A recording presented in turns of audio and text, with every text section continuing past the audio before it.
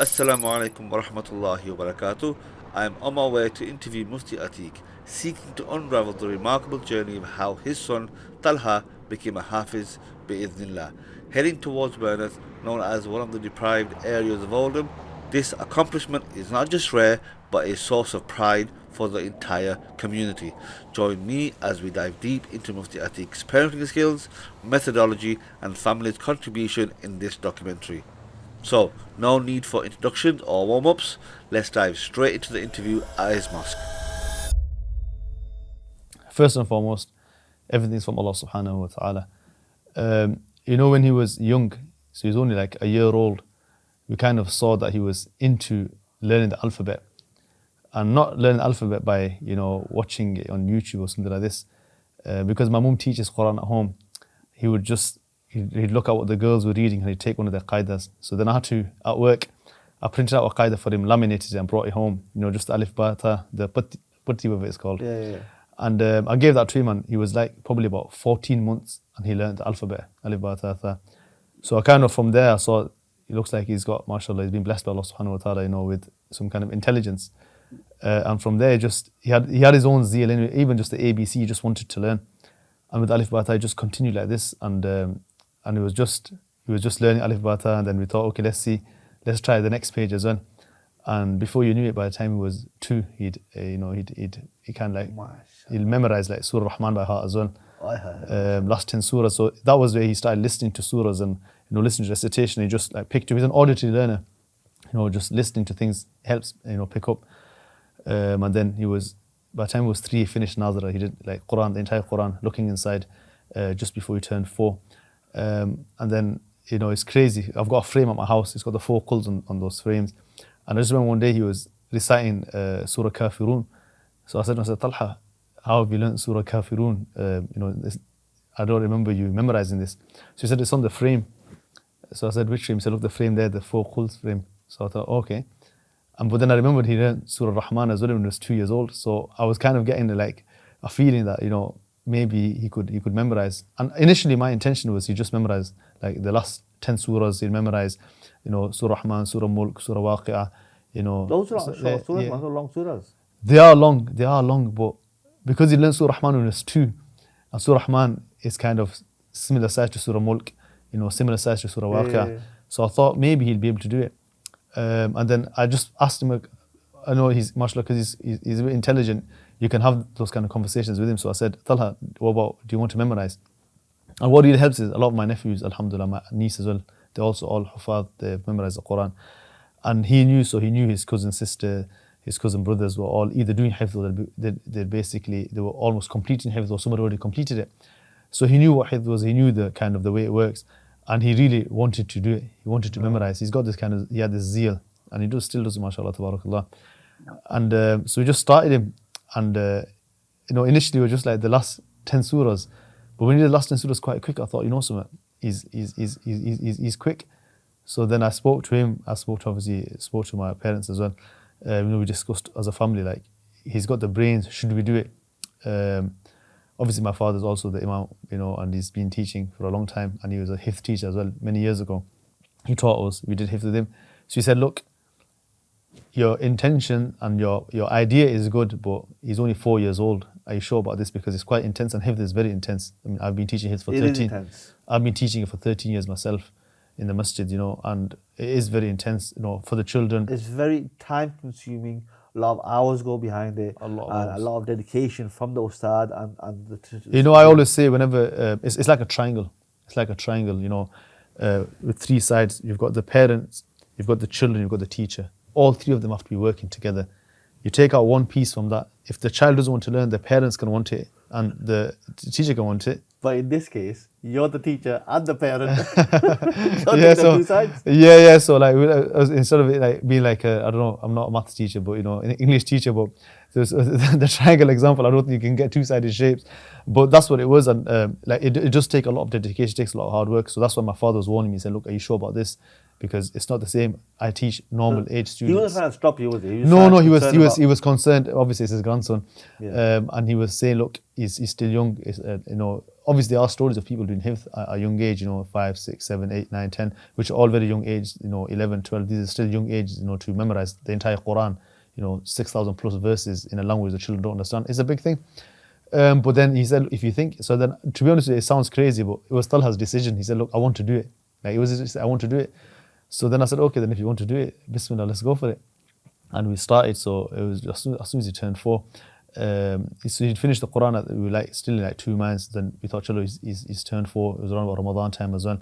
And we said, right, Bismillah, it's the month of the Quran anyway, and let's just do this. And then he started, and subhanallah, it took him less than 3 years, which in itself is a massive achievement. Less than 3 years. Less than 3 years, about 2.5 years to do it.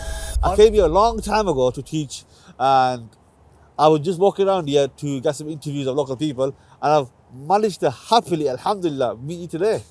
That's a very good thing then, isn't it? MashaAllah. And I'm sure you've heard about our local boy, Mufti Atiq's son, Yes. who has become a Hafiz, 6 years old.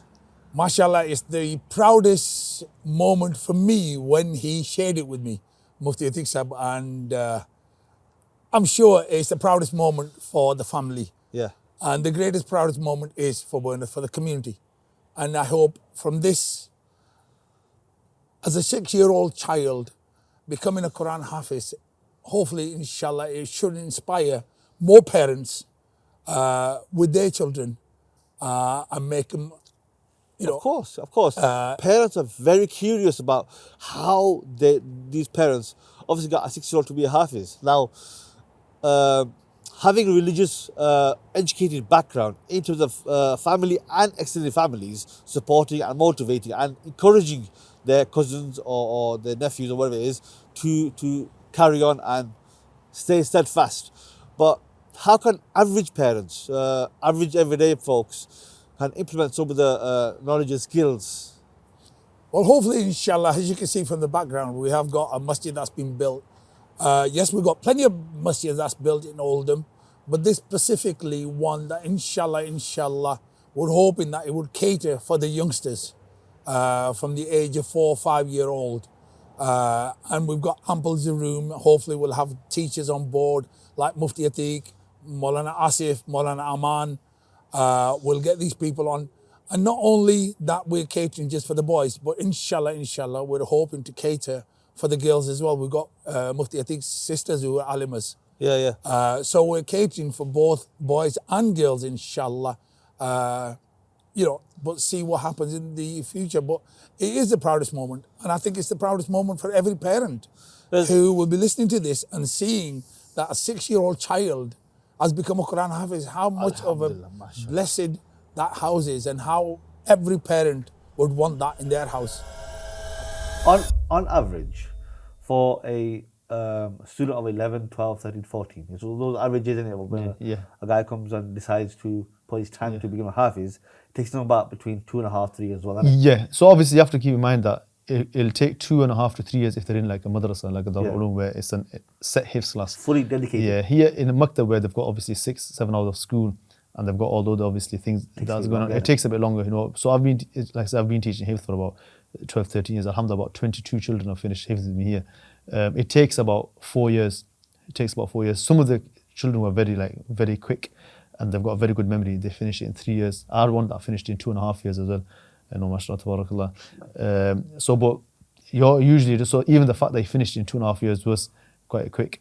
He would have finished even sooner, but we were very particular with his door, or what you call manzil, or revision, because right. Just to explain that further, I'll read you do. Okay, so when you sabak para and door. Yeah. So sabak para and door, or sabaki manzil, or sabak and muraja'a. So we have Arab children in my maktab, so we call it muraja'a as well. So sabak is what you're learning new. So for example, let's just say you started Juz Amma and you're learning Surah Naba. So you learn the first, say, 5 verses of Surah Naba. So that's your new sabak, new sabak. And then you continue. So the next day when you come in, what you learned the day before, you read that first to the ustad, or you read it second, depending on how the teacher does it. That's called sabak para or sabaqi. So the juz or the para that you're currently memorizing, that's your sabak para or sabaqi. Sabak para, the para that you sabaks in. And then door or manzil is once you finish 30th, you've done first and second, you're on fourth. So the fourth is you're learning new sabak in fourth juz, fourth para. You're learning sabaq par or sabaqi in fourth, and then third, second, first, and so you're doing 30 as well. That's your door or manzil. So you do maybe half and half a day, depending. Some places do quarter, some do a bit more. So that's door. So that's very important, because what happens, you can fall for the trap of just learning new sabaq and leaving the revision behind the door, the sabaq para. So what happens usually when kids do want to become Hafidh, and they learn the first para, second para, third para, but as they learn the new sabaq, they're not really giving that much emphasis on the sabaq para, and they're not giving less emphasis on door itself. So the more they're learning, the more they're forgetting. Yeah, so I mean that's why it's very important for it to be in an actual, set Hifdh class. But to be honest, to be fair, every Hifdh teacher around the world, I think, has more or less the same kind of method of doing. There are some like the Turkish method and the Medina method, etc. But I think the general principle is the same. You have what you're learning new and your revision, because there's no point. You're not a Hafidh if you complete the Qur'an. That's not being a Hafidh. It's knowing from the back, knowing the door, being able to recite. Leading Taraweeh, for example, you can't do that if you don't know your revision. So because I was quite strict on that, plus first for the reason that you're not really a Hafidh if you don't know your revision. Secondly, is that it's just a very big headache afterwards. And so you could finish, and then revision door is really difficult. So specifically with Talha, what were the challenges with him, because he's only 6? Yes, obviously the first challenge, because he's so young. He's still a kid, as in he might be doing Hifdh and stuff, but a kid's a kid. He's still got the same habits of a kid, the same desires. A kid just wants to play, and he just wants to and obviously he's got a younger brother, younger sister as well, so he just wants to play with them, and they want to play with him. Obviously, he wants to play, PlayStation. He wants to go on the screen. He wants to play games. He wants to read his books and all the rest of it. He wants to play football outside. So you had all of that. Obviously, with memory itself, though, because I think it's the age of 9 or so, your long-term memory starts to really solidify. So then before that, it's kind of difficult to remember a lot of the things that you do memorize. You still remember it. It's still there. Not as good as later on, because your long-term memory is still developing.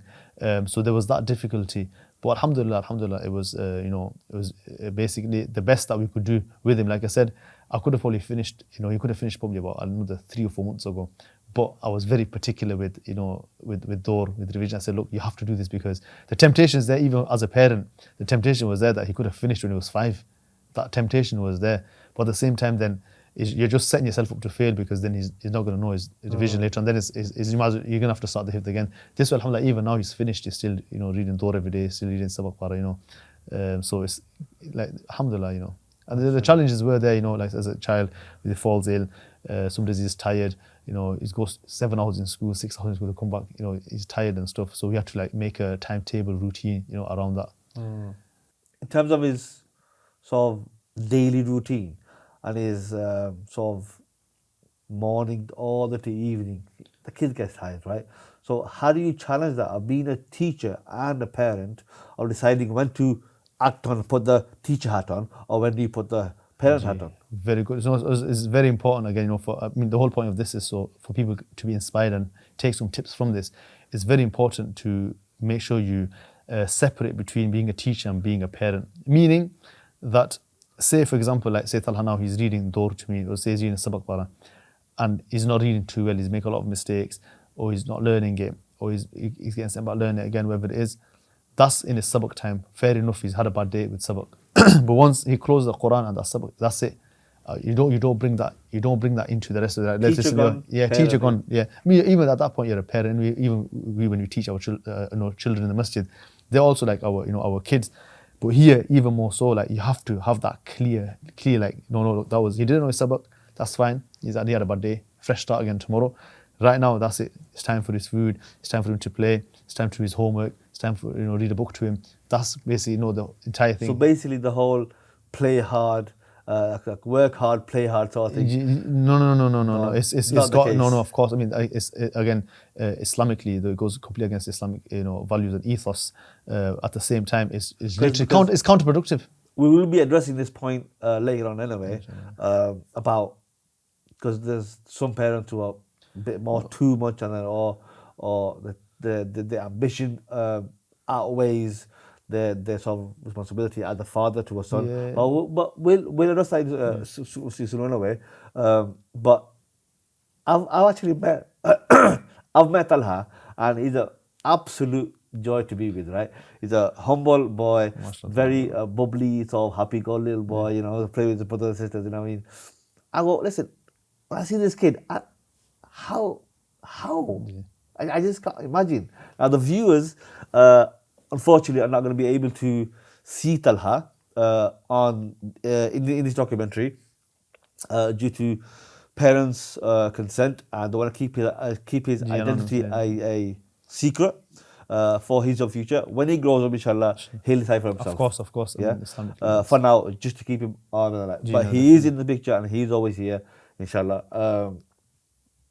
So, to carry this segment, we're going to spend this 5 minutes with rapid questions. That there's people who have come to me, and also you as well, local people, people who are ulama, local guys, shopkeepers, and you know, all the parents, mothers, fathers, asking me some very common questions about how you did it, what did he eat, basically, what was his diet?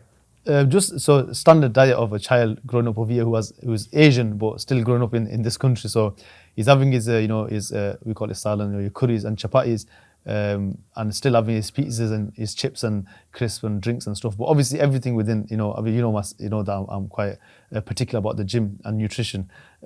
Similar with Talha, we made sure that he was having too many foods. I mean, sugar and that kind of stuff isn't good for the brain anyway. In terms of, I think it does impact the memory. I'm not a science teacher, but I'm sure it has some kind of negative impact. So he had just a standard diet, obviously, take out once a week, but normally, a Monday to Saturday, it was just a standard normal food, porridge in the morning before he goes to school, come back from school, have a normal meal before he goes to sleep, having Weetabix, but obviously really laying off. Still having sweets and having his chocolates, but all in moderation, which I think, not just for him, for anyone, it should be like that. Good balance, inshallah. Later, I catch up with Mufti Atiq as he takes his son to his weekly football practice, showcasing the balance between religious education and everyday childhood activities. So I've been bringing obviously football practice for a number of months now. I'm over here with Next Gen, the brothers here based in OBA, and it's really important. And I think sometimes what happens is when it comes to with getting our children to memorize Quran or anything else.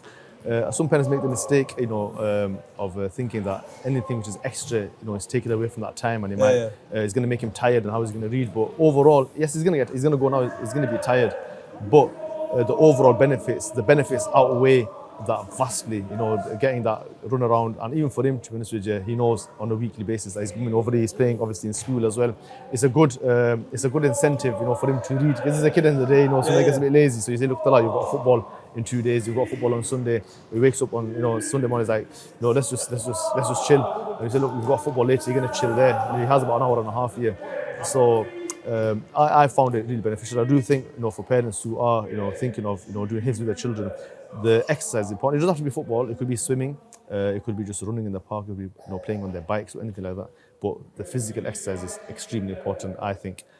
Just to kind of give them that healthy kind of lifestyle anyway. And then on top of that, obviously, if he's healthy, the body's healthy, his mind's healthy, his brain's healthy. It's gonna help him. It's gonna be an aid for him when he's memorizing his Quran. So that's the reason why I got him into. Plus, he likes football anyway, like I mentioned earlier. It's a sport he likes. He likes football, and if he likes it, why not? I do think it's extremely important that we find that balance, the right balance. It's not just Quran. He's just reading Quran, or he's just reading the books. In terms of the kitabs, if they're studying some books, there has to be that balance. Even when we studied, we had that balance, of playing and getting physical exercise in, as well as obviously studying. And I think it's really important, that balance. One of the common questions that I got from actually your local guys, right, is how did you manage Eid holidays and cousins and stuff, like with family and stuff? Of course, yeah. So alhamdulillah, he's got a lot of cousins, all my brothers, my sisters live over here in the country. Obviously, some are in Liverpool and London, but a lot of us are here. My mum and dad are here as well, in the same locality where we are. So the main thing is that whenever we're planning to go out, normally it's weekend, because during the week, again, all the kids are reading sabak.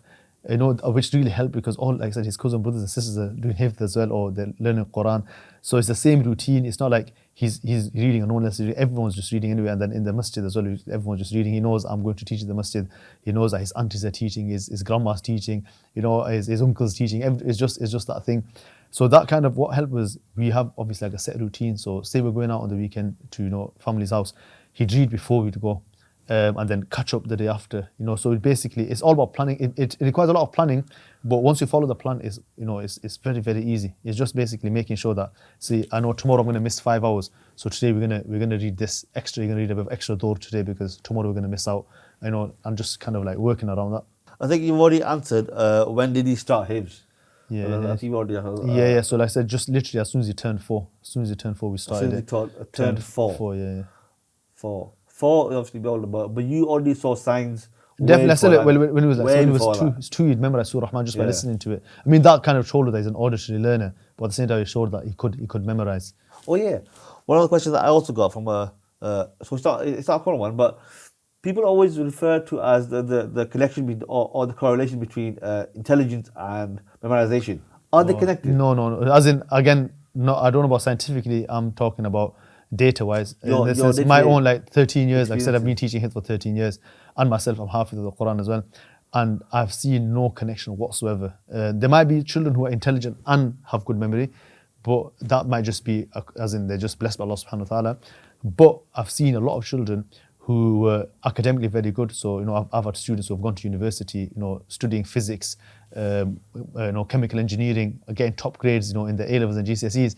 But when they couldn't even memorize like the last quarter of, Juz Amma.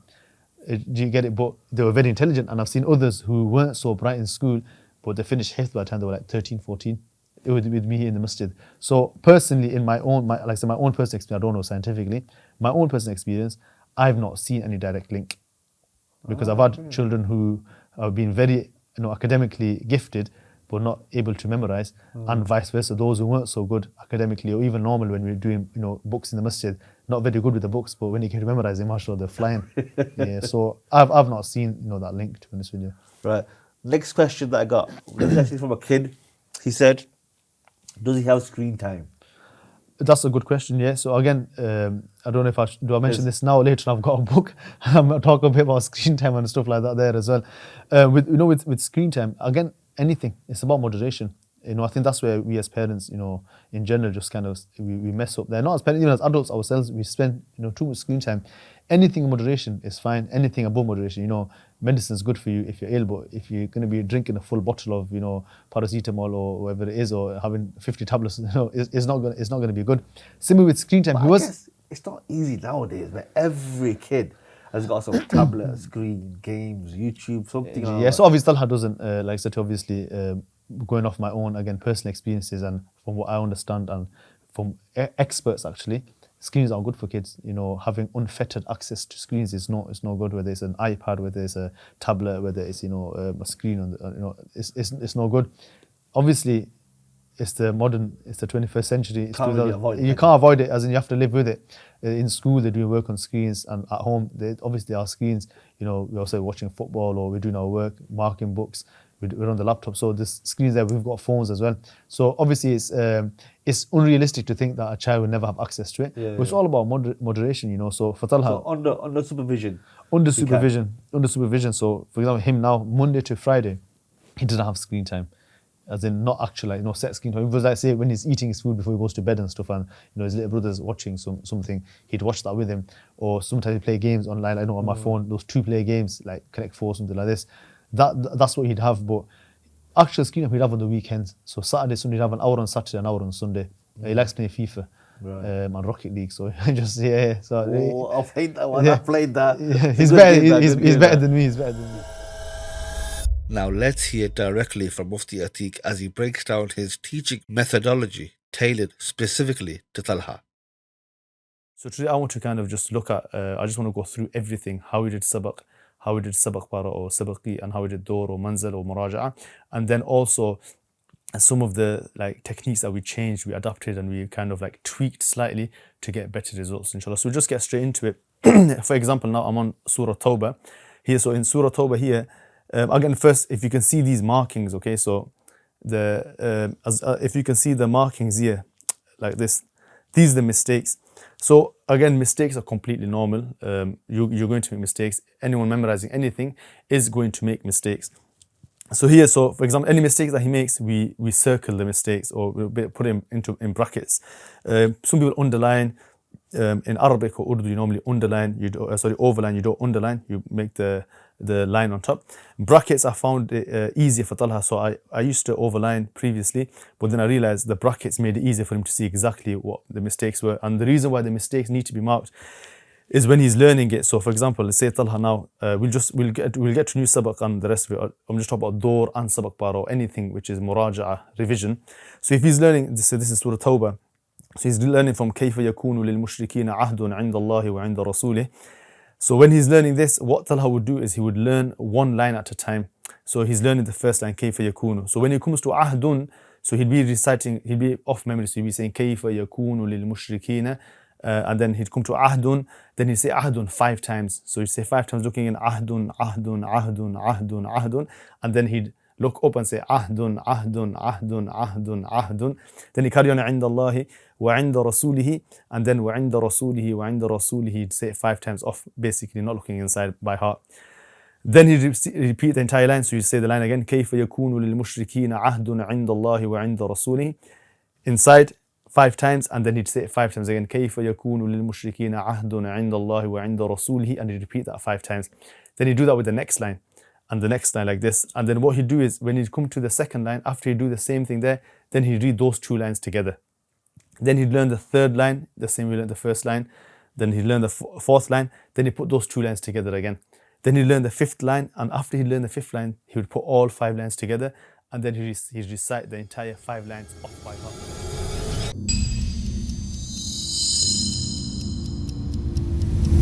Muhammad Bello Dahiru, youngest Quran Hafiz, fascinates Nigerians. Mohsin Siddiqui becomes a Hafiz at the age of 12 years old.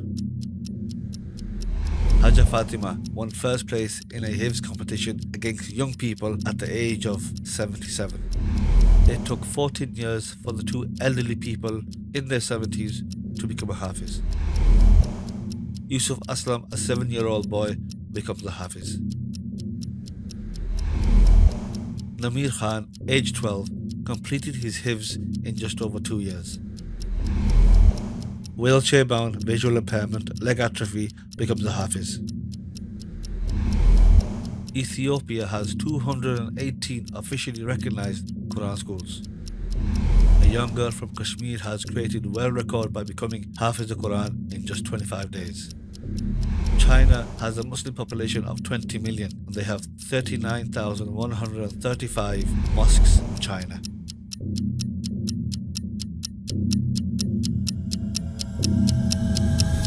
Let's get a good picture as to the connection or the contribution, because I know for a fact, because I spoke to you earlier on, and you also mentioned, and people are definitely curious as to how did your missus contribute what to all role this? she played, yeah. And I know she did, but without me saying, I want you to tell me. So yeah, so you know, the reality is, you know, it was a team effort. It was a team effort. I can't. If I sat here, I'd be lying if I said it was just me and Talha. If it was just me, not Talha, Taking all just the Talha. glory, yeah. Of course, I'd be lying, you know, and that's wrong. And also Talha knows best, but you know, his mum played a massive role, a huge role, in the sense that, you know, I said that I teach in the Masjid. You know, so when I come back from work, then I'm going to literally come back from work. Some days, the days I finish late, straight back from work, grab my cup of tea, and go straight to the Masjid and start teaching it, you know, in the Masjid. So what would happen is, in the mornings, I'd wake up with him. So obviously, I said I've got 2 other kids as well. You know, my daughter, she's just about 1.5 years. So what would happen is, in the mornings, I'd wake up early with Talha. So he'd go to sleep early as well. He'd be in bed for 8, 8:15. He'd be asleep, you know, 7:30ish. And then in the morning, I'd wake him up at 6 o'clock. Alhamdulillah, he'd get like about 10 hours of sleep, which is more than enough for his age anyway. I'd wake him up at 6, and I'd read with him, you know, until basically school time, until his mum would wake up, you know, to make breakfast for him, you know, before he goes to school. And what would happen is, I'd read Sabak and Sabak Bara with him, get that finished before he goes to school. Right. And then obviously, So while you're doing sabak and sabak para with him in the morning, she's making breakfast. well, she knows she's asleep. Oh, she's asleep? She's asleep. Okay. Literally waking up obviously for Fajr, and then just getting getting breakfast ready, because I'm going to the gym and I'm only having a protein shake in the morning, so there's nothing to get ready for me. Just getting breakfast ready for him, getting his packed lunch ready for school, and then she's just basically doing for the next 5 or 6 hours while Tala's in school. There's nothing for me, because of the gym, I'm just having protein shake. When I come back before work as well, I'm just having a protein shake, or I'm having some protein Weetabix or some eggs. That's all I'm doing. I can do that myself. And that time while he's in school is for her to, whatever she needs to do, get everything done, or whatever she needs to get done, or she wants to sleep, or she lost sleep at night because rest for her is also very important, because she has 2 kids at home as well. Yeah, of course. And obviously whatever else that she needs to sort out. She wasn't working, she was at home, so this gave her that basically that luxury of, I can just sleep all the way and wake up for Dhuhr, for example, and then get ready, or I could just get things done now and then. Basically she had all that flexibility, so that when Tala would come back from school, obviously she'd feed him, he'd get changed and stuff, and then he'd read Door or Manzil with her. And obviously when? So he'd probably start about 4 o'clock. Right. He get back from school at 3:15, so we live close by anyway. He's home for like a little light yeah. snack, No, a full meal. Full meal? You need a full meal, because after school, full meal. Yeah, full meal. Bit of rest. Yeah, and then he's Door. reading. Door. So Manzil, that's what he's reading with her. Yeah, with her. And then basically that's what she's doing. After I'd finished in the mosque, sometimes I teach in the madrasa as well. But we had basically the rule was that there's nothing, as in I don't need any food or anything like this, to be ready for me waiting when I come into the house. The main thing is still has Door, his manzil. That's the most important thing. Whether he finishes at 6:30, whether he finishes at 7, whether he finishes at 7:30, whether he finishes at 7:15, that's irrelevant. He just needs to do Door and manzil. You don't worry about anything else. Obviously I do the shopping, I do all of that. I'm going out to work and all the rest of it. So basically that really helped, because it gave her that time during the day to do what she needed to do, rest, or and obviously with the two younger children, and then allowed her to dedicate that time fully to Talha. So to be honest with you, again, for those who are watching or Hifdh teachers, Door is more difficult, because some part of the reading every day, some part of the reading every single day. Door, like I said, if you've done, say once you've done 20 or 25 paras and 25 ajza, even if you're reading half a juz a day, half a para a day, you're only reading 3.5 paras a week. By the time that comes around again, it's another 5 or 6 weeks. So that's the more difficult bit. So again, like I said, all credit. The more difficult bit was done by her. Yeah. It's amazing because I don't think it would have worked if your missus was working. The reality is, for me in this situation, it wouldn't have worked, because if she was working, come back home and you're tired from work, is she going to listen to his Door? Is she going to do whatever she needs to do with the 2 kids? And she'll be too tired. No, of course. 2 kids. It's unrealistic. It's unrealistic. It's just too much to handle. No. And you mentioned before, if I'm allowed to say this, that you've sacrificed the financial aspect as well to make sure Talha, his progress is being made. Of course, because it's basic maths. You don't need to be, you don't need to be an accountant or to know that if there's 2 people working, there's more money coming into the house. But it's about priorities. And personally, my thing was that I want him to become Hafidh. Yeah, inshallah. Yeah. Right, let's move on to the next part, and I want to talk to you about a controversial, without being controversial, is that because you've told me behind the scenes as well how you and your wife have dedicated a lot of time and effort, and the methodology of how you approach to make your Talha Hafiz. But there's also some cases where parents do have good intentions of making their son or daughter a Hafiz, but it has been known sometimes that they are too strict, and they sort of sacrifice the child's childhood or the bond between a father and son or daughter. So again, I'm drawing back on my experience of teaching his, not just to Talha, but again in a local setting for 13 years. It's definitely something that parents need to understand. Not every child is going to become a Hafiz, nor does Allah ask us of that, nor will that be a question of the judgment. The first question you'll be asked is, did you memorize the Qur'an? It's not the case. It's very important for all parents. And I've said to you that Qari Sahib, my father, he basically was quiet. He wanted me, like he said to me, question me, he said, listen, are you sure about this? Because it's not a small thing, it's a big thing, and it's quite intense. It takes a lot of hours, and not everyone can do it. And I think it's very important for parents and teachers working together to identify, can this child do Hifdh or not? If they can't do Hifdh, there's nothing to force them. That's not part of Deen, to force someone to be Hafiz. If they can't do it, they can't do it. It's better, again, my own personal opinion, it's better that a child comes to the Masjid, he has connection with Deen, he prays the Salah, he's a good Muslim, he's got good akhlaq, he's got good manners, good character, he has love for the Deen, than he's just forced to, just sit all day and learn Quran. Again, that's my own personal thing. Everyone is entitled to their own opinion. Personally, I think that it's not the best. I've read your book. Yeah. Advice to Muslim Parents. Yeah. And so this is the second edition, right? Edition, yeah. And it's a really nice book. And you got some really, really good advice. And, being an author and coming up with these, mashallah, advice for Muslim parents. What advice do you have for parents who aspire to have their children to be Dini or Islamic or Hafiz, alim sort of thing? So the first thing to realize is that the children are an amana, a trust from Allah subhanahu wa ta'ala. They've been given to us by Allah subhanahu wa ta'ala, and He will ask us about this. The hadith is very, famous about all of us being a shepherd in charge of the flocks, and every person will be asked regarding their flock. So as parents, we will be asked regarding our children. And Islam doesn't just, just constrict that to or constrain it to just feeding them or clothing them. Rather, their tarbiyah is the most important thing. Feeding them and clothing them is us being their parents. Feeding and clothing them is just a basic thing. It's about giving them a good Islamic upbringing, good nurturing, and having good intentions for them, that we want them to be the best, in terms of their closeness to Allah subhanahu wa ta'ala, in terms of their deen. And of course, dunya follows. So this will I'd advise parents, first and foremost, keep that in mind, that these are a trust from Allah. We'll be questioned about this. Every single one of us will be questioned about the children under our care. And then obviously, again, just working, asking Allah for help, looking at examples. We have brilliant examples from the past, from the Sahaba, and from the pious predecessors, and from the earlier nations, and even in recent times, and even in our own times, we see good examples of good parenting techniques and skills. And there are many people even online, Muslim, influences. I know normally people have, but there are some very, positive Muslim role models who have big followings online in this country and in other countries. And looking at the way they approach parenting, we can learn a lot from them, and obviously using what we can and tweaking it, because obviously it's not one size fits all.